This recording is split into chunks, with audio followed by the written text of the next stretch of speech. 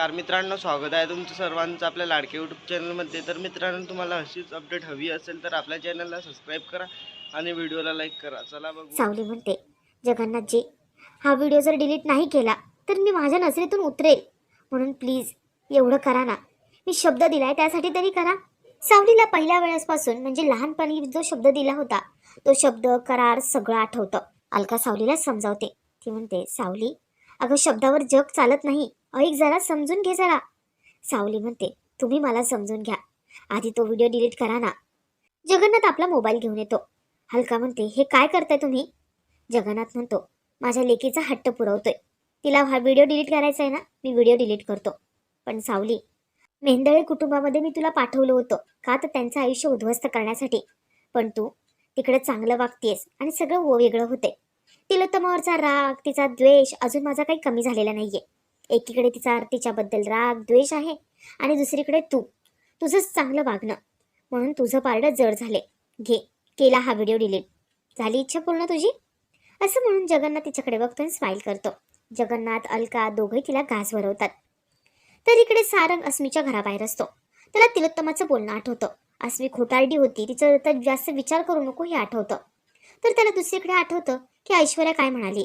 ऐश्वर्याला तिच्या डोळ्यात प्रेम दिसलं होतं। सारंग विचार करतो, तो म्हणतो, काय हे सगळं चालू आहे?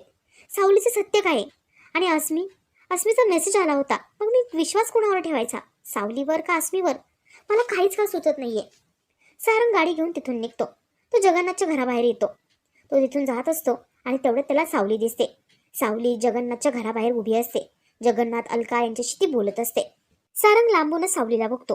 तो म्हणतो, म्हणजे मी या मुलीला चांगलं समजत होतो, त्या दिवशी सगळ्यांसमोर ही जगन्नाथला ओरडली, सगळ्यांसमोर आमच्या कुटुंबाची बाजू घेतली होती, आणि आता इकडे येऊन यांचे उपकार मानते, म्हणजे ही यांना मिक्स आहे।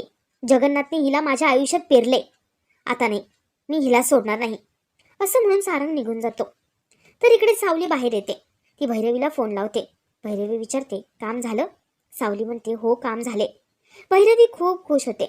भैरवी म्हणते, सावली बाळा, आता काही काळजी करू नको, अप्पूची औषधं, त्याचा दवाखाना पाणी, घरच्यांचं सगळं सगळं मी बघेन। ही भैरवी माई आहे ना, आता मी सगळं पूर्ण करेल, त्यांच्या सगळ्या इच्छा पूर्ण करेल, त्यांच्या गरजा पूर्ण करेल। सावली, तू माझं खूप मोठं काम केलंय, आता अजून एक काम कर, तू जगन्नाथ तिकडे गेली होती हे कोणालाही कळू देऊ नको। जर तसं झालं तर तुला माहिती आहे ना तिलोत्तमा काय करेल? अगं, तिलोत्तमा आधीच तुझ्यासोबत जे वागते ना, ते काही मला आवडलेलं नाही, आणि त्यात तिला समजलं की तू जगन्नाथच्या घरी गेली होती तर ती तुला सोडणार नाही, म्हणून सावली, सांगणार नाही ना तू कोणाला? सावली म्हणते, नाही, मी कोणालाच सांगणार नाही। भैरवी फोन ठेवून देते आणि नाचायला लागते। इथे सावली रिक्षा धरते आणि निघत असते। तर इकडे जगन्नाथ अलका दोघंही बोलत असतात। अलका म्हणते, अहो, ही मुलगी किती वेगळी आहे, मेंदळे कुटुंबामध्ये तिला तिचा हक्क